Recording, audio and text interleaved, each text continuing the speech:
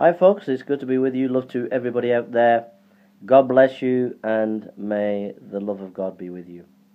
My website is jasonburrspreacher.com. You can get me on Facebook, you can get me on Twitter, and it's good to be with you.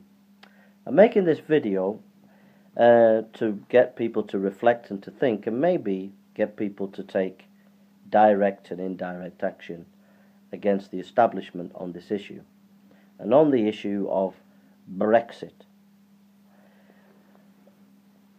I want to remind the British establishment that over 17.5 million people voted to leave Europe. They have the democratic right to have their will established because they're the ones that won that referendum. Not only did they win it on the referendum, it was also ratified by Parliament. Now, the vast majority of Parliament and basically the establishment, meaning the elites in London, the financiers and etc., and the political class and the intellectual elites, etc., they absolutely hate this Brexit situation, and they hate the fact that we are to believe in the European Union. So in their plan, what they planned was to have 2 years of messing about in the hope of kind of breaking the will of the Brexiteers. So the Brexiteers get fed up and they, we're fed up of this. It's never going to happen. So that was the plan number one. Then plan number two is give a close bit of time, just a little bit of time, a window of time, and say, we haven't got much time, this is the deal, you've got to accept it or know the deal. To make us accept a halfway house that really isn't Brexit, but really is keeping us in the European Union at such a time that they can just get rid of the last bit of opposition from Brexiteers. That's basically what they've done. So all this is stage managed to break the will of Brexiteers and then to push the final remnants into accepting something that they never really wanted in the first place. There are three options that have been put on the table by these elites. Some are pushing for a people's vote, some are pushing for this halfway house, and some are pushing for going back into Europe. These three options are basically a travesty of democracy. Basically, those 17.5 million people won the referendum, and in a democracy, their right, if they win, should be upheld. And the politicians are not masters of the people, they are servants of the people, and should implement the will of the British public and leave Europe.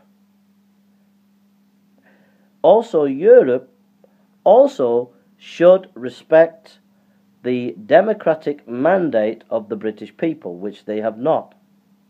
If they did, they would have helped and promoted a fair deal so that the British people could leave Europe, and they haven't done that. They haven't facilitated that. So what options are on the cards? I think that basically the establishment, no matter what, are going to trying to get their way. And the Brexiteers that are left in Parliament, like Boris Johnson and Mr. Mogg and some of the parliamentarians there's only a small number of them compared to the establishment politicians, whether on the left or the right. So it's very difficult to see that they're going to get their way and fulfill the democratic mandate of the British people. So I think the options on the cards are a couple. One is direct action. There should be a mass outrage by the British public, and there should be, next week, the biggest march in British history. And when I mean the biggest march, I mean the biggest march in British history. There should be people organising the biggest march that has ever been seen in British history on the streets of London. And secondly, there should be indirect action where tens of thousands of British people should refuse to leave Parliament and 10 Downing Street, sit on the floor and refuse to leave until the democratic mandate is fulfilled of leaving Brexit. It is up to the British people to exert her will, because if she does not, the parliamentarians are going to prevaricate and stop Brexit in some snidey, underhanded, clever way. So, I'm calling for public outrage, a public march,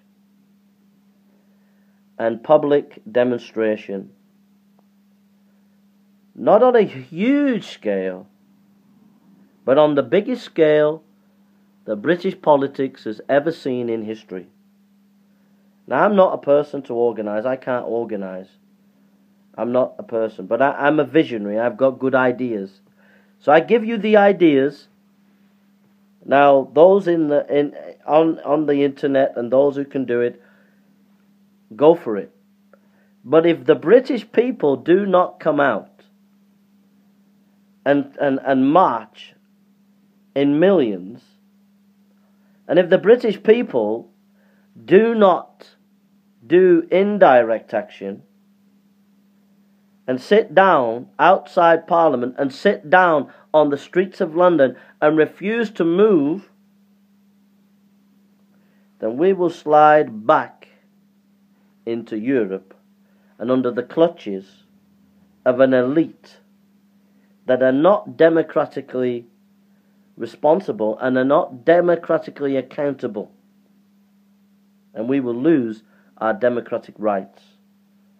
Don't leave it to the handful of Brexiteers in Parliament. They are outnumbered and they are outgunned. It is now up to you, the British people, to make your stand. And if you do not make your stand, then do not moan, do not be sad, do not weep, do not criticize, because you failed your country. Your country needs you right now. I'm asking you to save your country. I'm asking you to take up the gauntlet and defend your nation against the evils of an undemocratic elite that are taking your rights away by stealth. Those who can organize, those who have capabilities of organizing, should move now. Those people like Rees-Mogg and Boris Johnson should organize marches and vigils now.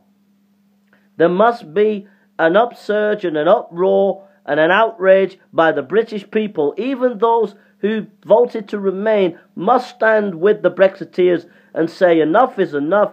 We want democracy. They won, so give them their right of winning and bring us out of the European Union. And one day, maybe in 10, 20 years' time, we'll have another vote and see where it goes. But at the moment, we accept there is a democratic mandate for these 17.5 million people, and we stand with them.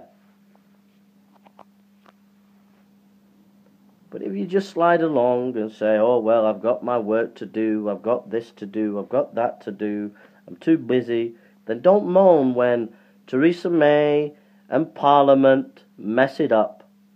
And really, in truth, we're still in the European Union. Basically, the sacred trust of our national sovereignty is now in your hands.